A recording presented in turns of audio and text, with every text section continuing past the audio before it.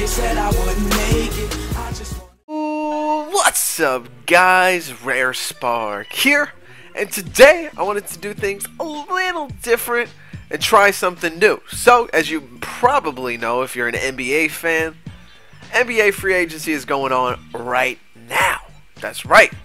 And I kind of want to do a wrap-up of everyone that signed as of 3:22 p.m. on July 2nd. And we're going to call this, I'm not sure yet. I'll put in the title once I come up with the name of it. But it's basically going to be a recap of everyone that's signing and a couple of rumors and stuff like that that also are going around. So let me just pull up Woj's Twitter here because he is the king of free agency. If you need one guy, if you had one guy to follow for NBA free agency, check out at Woj Yahoo NBA. Adrian Wojcinski, or I'm really not sure how to say his name, to be honest. We just call him Woj, but he's probably the best guy with the best sources, honestly. And so let's go ahead and go over some of the things. So first things first, as you may have heard, one of the first guys to sign in free agency was, of course, the Nets guys. Yes, the Nets re-signed a couple of players.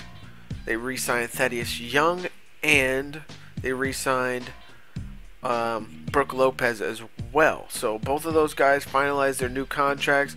Jimmy Butler has also agreed to a max contract with the Bulls. Patrick Beverley has not signed yet. He is getting interest from the Mavericks and the Knicks. Greg Monroe just signed with the Bucks, so that's a pretty big deal. Al-Farouq Aminu, one of the first, mid-tier guys that got a crazy contract, 4 years, $30 million to the Trailblazers, which is kind of surprising to me. So I'm really surprised about that. So Kawhi Leonard and the Spurs agree on a 5-year, $90 million extension. Anthony Davis agreed to an extension as well, 5 years, $145 million. That is crazy money for him, but it's well deserved. Kevin Love re-signed with the Cavs. The Cavs just went crazy. They re-signed almost everybody. They re-signed Tristan Thompson, Iman Shumpert, Kevin Love. The only person they haven't re-signed yet is LeBron James, but everyone's pretty much expecting, no one's considering LeBron even having a chance at leaving. So there's a few guys out there. I'm just trying to think. Aaron Aflalo signed with the Knicks.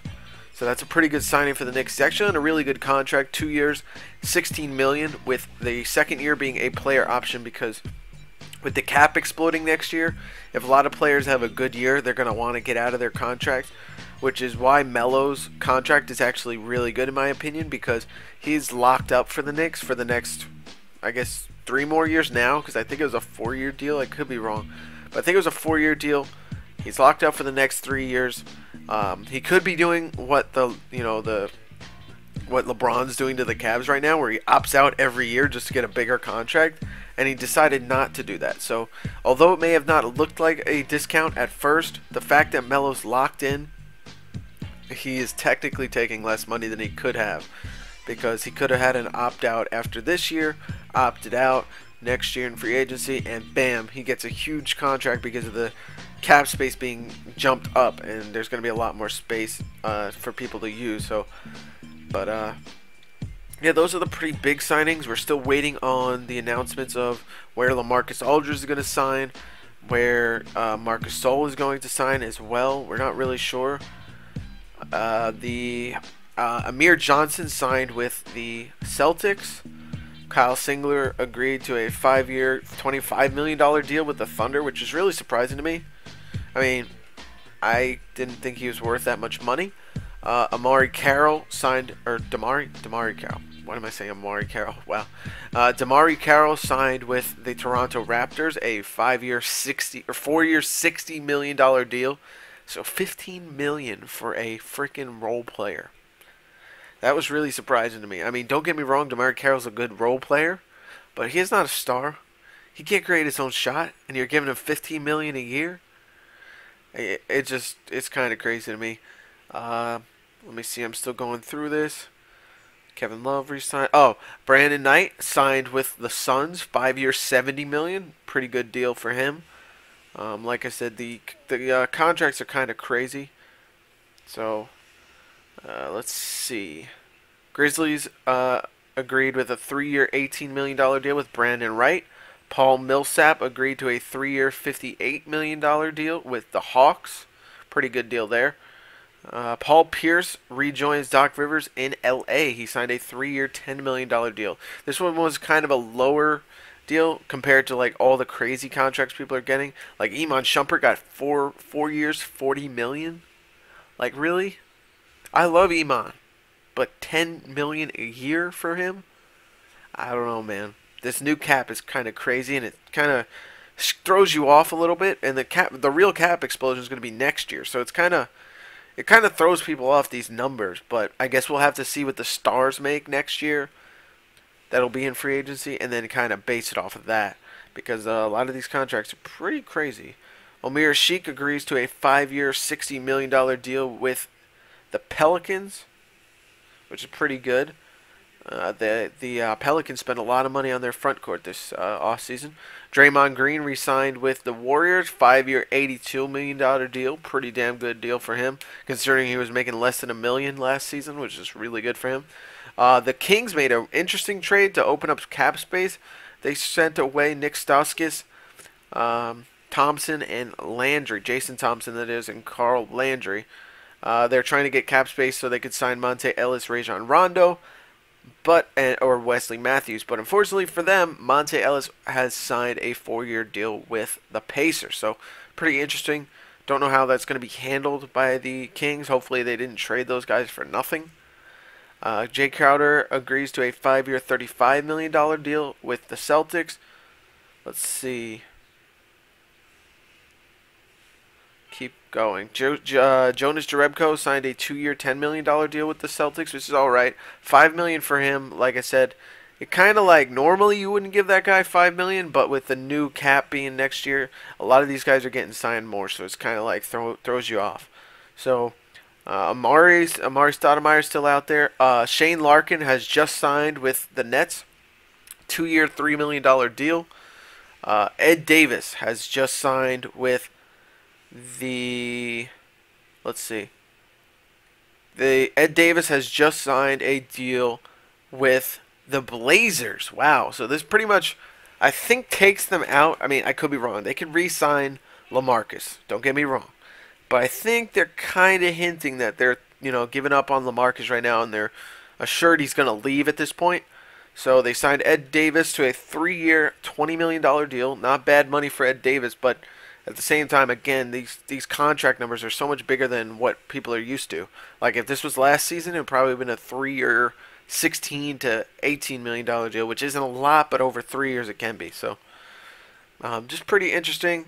Monte Ellis to the Pacers, like I said, and the latest things from Woj is that if the Mavericks miss out on DeAndre Jordan, who's still out there as well, expect Indiana to work on a Monte Ellis, Roy Hibbert centered sign and trade. So that's pretty interesting. Monte Ellis obviously going to the Pacers either way, but if the Mavs can get Roy Hibbert out of the deal, that would be pretty cool for the Mavs, and I think it'd be a pretty decent signing. Roy Hibbert hasn't had the best couple of, like this last season wasn't that great, so we'll have to see, but who knows. So just looking at the latest rumors here on Woj. Okay, so despite the Davis deal, Portland still has the ability to re-sign free agents Lamarcus Aldridge and Robin Lopez. That's interesting. So maybe they aren't giving up. Maybe they're just boosting their bench right now, because if they can get Lamarcus and Robin Lopez back, who knows what they could do. I don't know if they would win the championship, but that team is pretty damn talented, considering. So just looking through. Tim Duncan just confirmed that he's going to be playing next year. Let's see. Wow. Greg Monroe signed a 3-year, $50 million deal, including a player option on the final. That's interesting for him. I like that deal with the Bucks, though. Shout out to my boys UTX Beezy and UTX The Prophecy. They are Bucks fans, so maybe they like the moves. Don't really know. But I'm sure I'll talk to them about it soon. So, anyways, just wanted to do a wrap-up type thing. And I hope you found this video informative and you know, if you missed out on some stuff, this is the free agency recap. So that's what I'm going to call it, Rare Sparks NBA free agency recap. And I hope it was valuable for you guys, and I hope it, you know, helped you out. And if you were busy working or busy out in the summer sun, I just wrapped you up on basically most of the free agent sightings. Like I said, I highly suggest you follow or at least go to Woj's Twitter. He gives the latest news, and he's usually pretty spot on. Oh, we just got a trade. I don't know if it's a big trade, but here we go. Phoenix has traded Marcus Morris, Reggie Bullock, and Danny Granger to Detroit for future picks. Interesting. This is opening up more cap space for them. This is interesting. I like the deal for Detroit too. They get better. Danny Granger is obviously not the player he used to be or anything like that. Marcus Morris is a pretty good player, and Reggie Bullock's all right player. So interesting. The Pistons will send the Suns a 2020 second-round draft pick. So yes, the Suns are clearing salary cap space. So this is interesting. Detroit's giving away their cap space. They're getting rid of it through this deal, and they're giving the Suns the cap space and taking on some players, Marcus Morris, Reggie Bullock, and Danny Granger. I don't really know why Detroit would want to do this. I don't know why Detroit would really want to do this. They didn't get any young stars out of the trade, so I'm not really sure, but who knows? You know, it's the Detroit Pistons. So anyways, like I said, I hope this video was informative, and I look forward to doing more soon. If you're looking for Spark at the Park, don't worry, it'll be coming out tomorrow on Friday. So thank you guys for watching, and I'll see you guys later. Rare Spark, out. Yeah.